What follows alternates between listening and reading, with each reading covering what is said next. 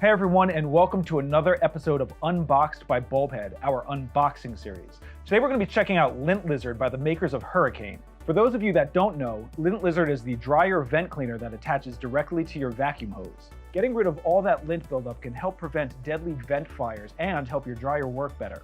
Now, I don't know about you guys, but any product that makes laundry day easier for me is a winner in my book. Lint Lizard comes in 3 parts that assemble effortlessly. So let's take a look in the box and see how easy it is to put together. So first off, you have the vacuum adapter. This is the piece that actually attaches to your vacuum. Then there's the Lint Lizard piece itself. And of course, the hose, which is what you use to suck out all the gunk from your dryer vents.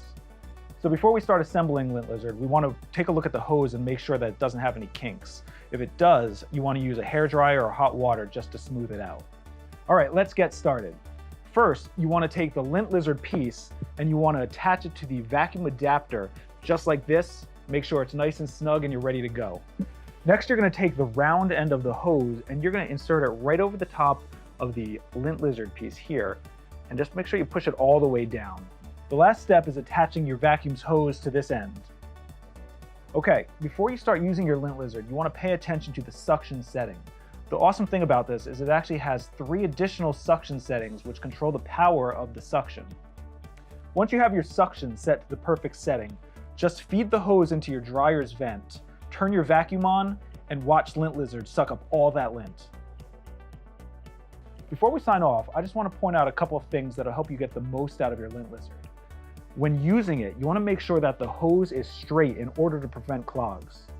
Now, if it does get clogged, just remove the hose from Lint Lizard and run it under a blast of water from the faucet. Second, keep the hose attached to your Lint Lizard and store it in a cool, dry place in order to prevent warping. And that's it for Hurricane Lint Lizard. If you don't have one yet, click the link in the description below.